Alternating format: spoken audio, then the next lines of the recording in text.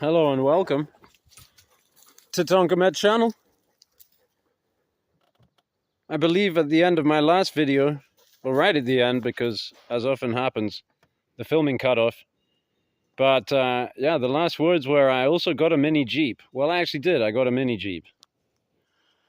And this is great. This helps me in my quest to imitate all of my favorite knife tubers. You know, now I got a Jeep. I can be Jacob B. Peterson. I got all kinds of knives, so I can be whoever, right? I got axes. I got homemade tools. Got a bag of cool stuff. And so yeah, let's do some rock crawling. Let's do some chopping. Let's do some bark spudding. Starting with a bit of this, right? Okay, this is the mini Jeep. It has a 3-speed gearbox. We're in second right now because you don't really need first unless you're going up or downhill. Or I guess, you know, maybe if you're carrying a heavy passenger or whatever. So the gearbox works, you just click forward. It's like a motorcycle gearbox. So there's your neutral, reverse. Now we're in first, back in second. Oh, my knob is coming off there. Yesterday I didn't use this because I used contact glue to glue these on. And of course, you're supposed to leave that to dry for 24 hours, which once I'd done it, I was like, man, I should have gone with the 2-minute epoxy. But anyway, they're stuck on now. This one kept falling off. You have a choke. Simple. Well, maybe I should pop the hood, huh? While we're here.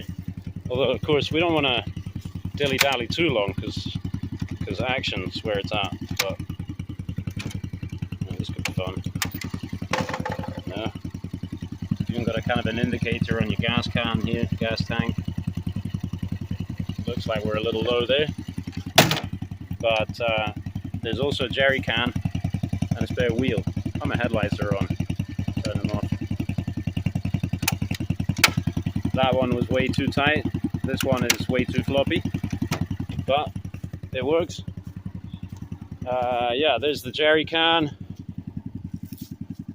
The spare wheel. I got my, whatchamacallit, max axe here with all the tools to go with it, some rope. There's also a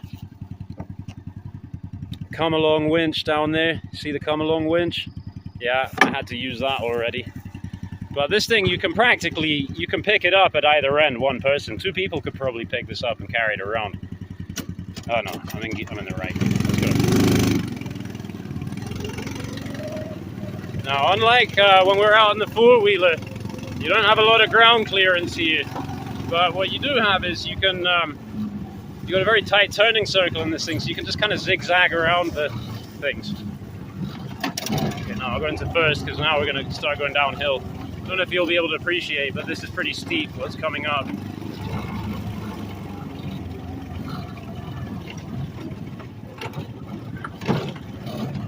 It'll be a little bumpy, this part. Ugh. Okay. So, and if there is a big rock, what you don't want it to do is go down the middle. You actually want to put a wheel on it. So there's one rock, there's a big one there. Just don't want them to go down the middle, because then it hits the chain and sprocket, which I have also done multiple times now. So that didn't break it. Now I got to get up on this side here so we don't tip.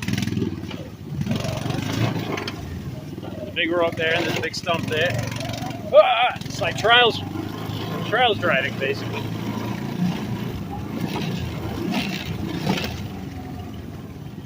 Now this part here is really going to suck. Ugh. Ugh. My neighbor Jim did this. Can you see there? Corduroy.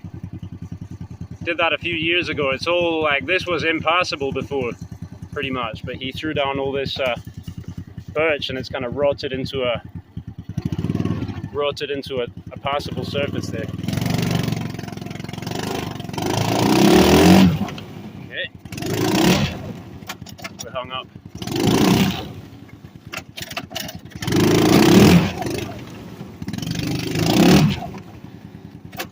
Might have to do some lifting in a minute. This is tougher one-handed too, but you know, I started. Okay, let's see what's going on here. And we're pretty much all clear, so it must be the back's hanging up on. Okay, the back's hanging up on that there.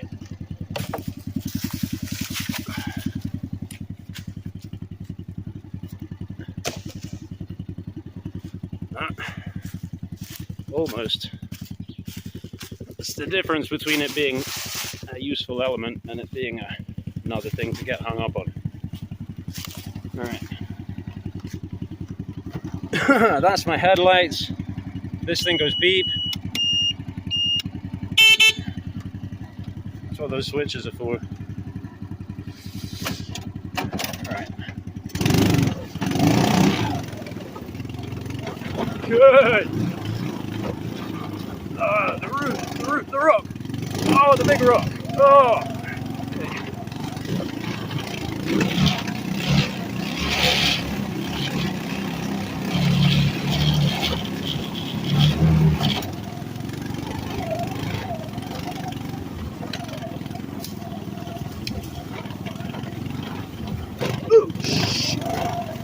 Some of these gaps, they're like just not quite wide enough.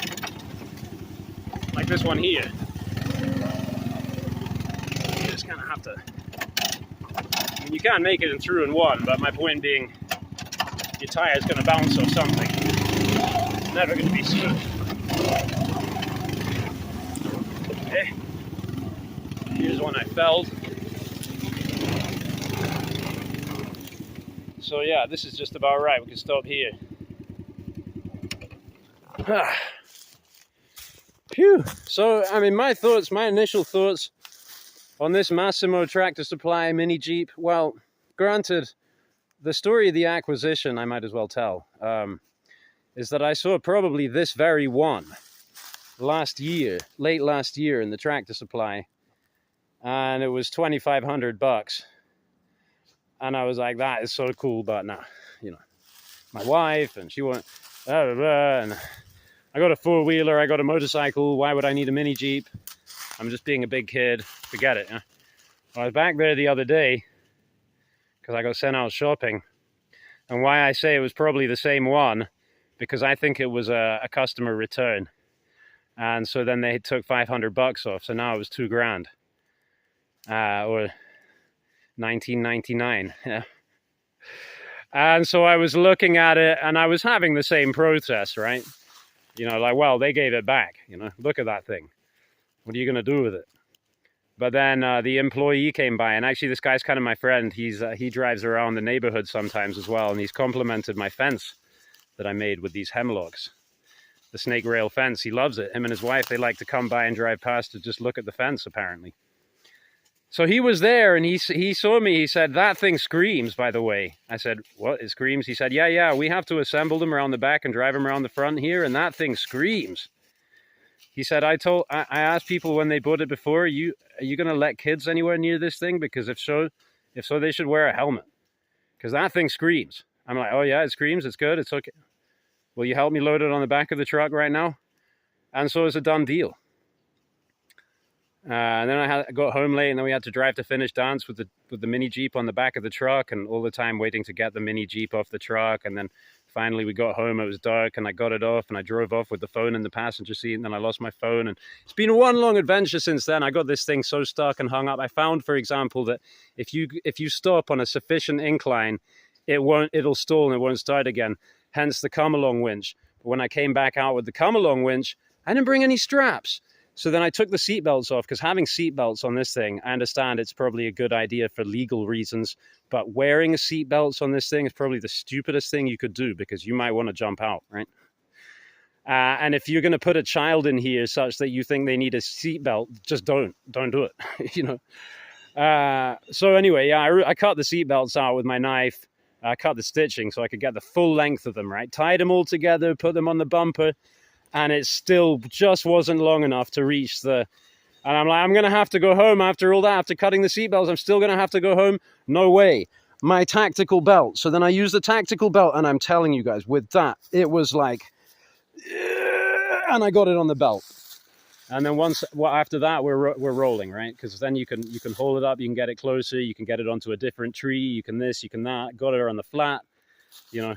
And that is so much, recovering a vehicle, okay? That can be really hard work.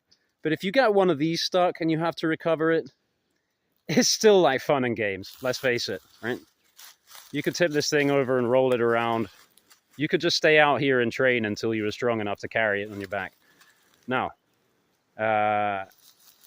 this is a hemlock that I chopped, and so it's a perfect example of what I'm going to be doing with this spud buster that I made.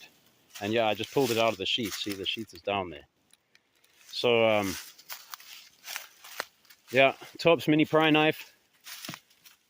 And one-handed, this probably is not going to work very well. Maybe I can prop you up and get him. Sorry about that.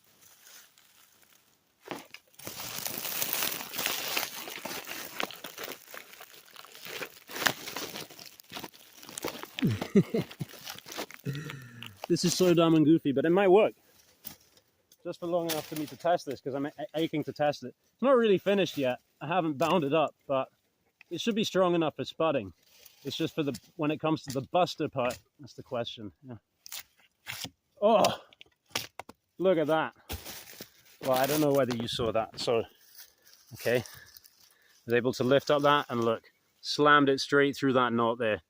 Blammo, yeah. That's why we want it to be a robust tool. And this should be strong enough for working like this, yeah. And so I started like using the flat to get in there, and then I can use this to, okay. So that worked as intended. And I have some wire with me to actually bind this up. I was thinking about just wiring it for now and using it for the day. And then maybe later I'll cut the wire. I'll get the pins flushed, the lilac pins, and twine epoxy, you know, curb all this down and what have you. But I've been working on this thing for a while, you know, obviously very stoppy-starty. Yeah, when it's all loaded up with epoxy and wrapped up in epoxy twine, this will become very, very strong. And then I will be able to use this also for snedding, right? I'm not going to do that right now, because it'll probably make it, but probably isn't good enough for me right now. I don't want to break anything, okay? But to just smack that off, right, we'll be able to use that but like now, like this with two hands, I'd be able to get it, I reckon. So, that's the spud buster. Work in progress. My double bit axe, don't really have to get this out because I've already shown it, but it's the progress on the handle. It's getting nice and slim now. Want to put a pommel on there. Here we got some water.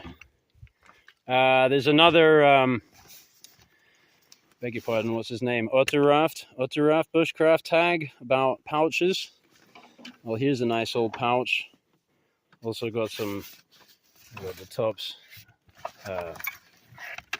El Chete, the buck compadre. Got this thing for wrenching a can of chainsaw gas the other day. So this is like a little zip pouch that turns into a bigger pouch. Paracord lighter. That was my phone in there. Got some more tools in here.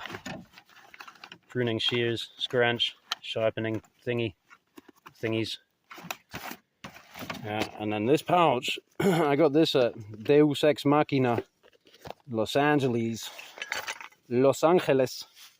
Oh, say around half a decade ago.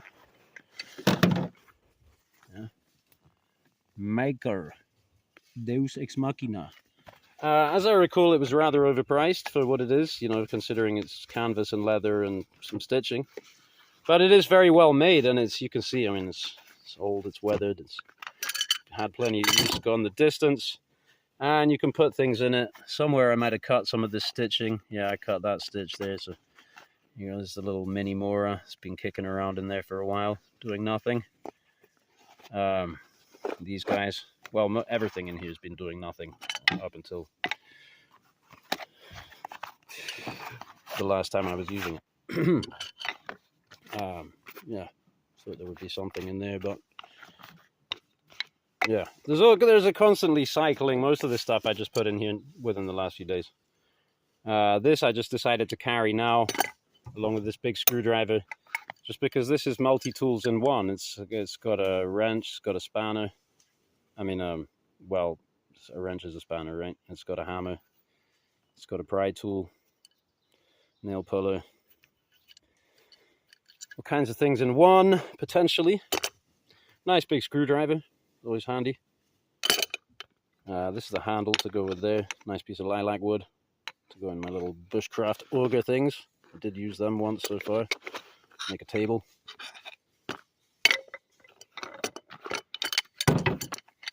So that's that. And yeah, no, I guess I'm just gonna get on with things.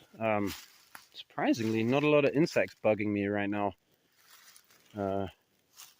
Because I thought I was gonna have to probably make a smoky fire to keep them off, but I don't know. Let's check out some terminally infected beech. I should really cut this thing now. Wow, this one's dead now already. I think this is dead already. Oh, haven't shown you my knives.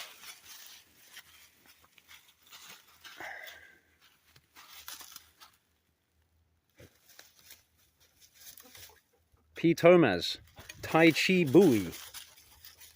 It's a mountain man knife. It's like a mountain gentleman knife. Stag handles, paper tang. Very slicey. It's like a carving knife. Not really a chopper, but you know, I've got an axe with me.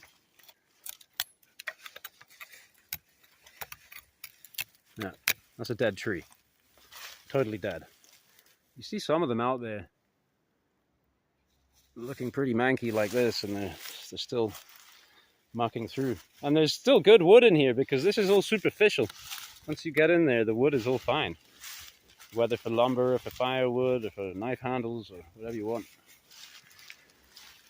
So yeah, this is the P. Tomaz Tai Chi Bui. I had my eye on this for about a year or something at Arizona Knife Company. The price never really came down apart from once at the very beginning there. And it had a slightly reduced price because of the chip point. So that wasn't me. This comes to me like that, and I've yet to fix that. But yeah, I figured that out and about for this kind of thing, you know, I didn't feel that.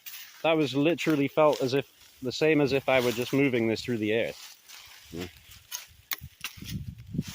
Well, it might be slightly exaggerating, but yeah. Boop, boop, boop, boop, boop, boop, boop. Oh, okay. Yeah. Well, we'll stop doing that, and we'll put this knife away. And I'll have a little fixing to do. So, conversely, geometry-wise, this one, chunky. So I think we'll be able to boop on hemlock with this, and that'll be no problem. In fact, this one's so thick that I'm looking to regrind this one for thinness. Oh man, I guess the work never ceases until you stop buying knives and catch up on the backlog. Whoops. Yeah, see now, it just doesn't cut because it's thick. It's not going to break though. See? It cuts, tearing. It's really sharp, but just doesn't cut the same. All right, let's have another look at the Tomaz. Let's have a proper look at this damage. Okay, Tai Chi Bui. You know, and I did look at this thing and say, this is very thick. I probably ought to not, you know. I mean, I slashed some grass with it. Worked great. But, yeah, that's pretty dramatic right there.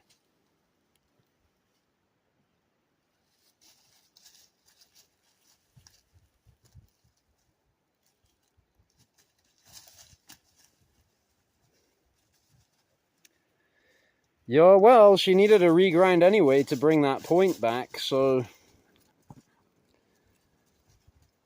Coming right up on Donkamet Channel.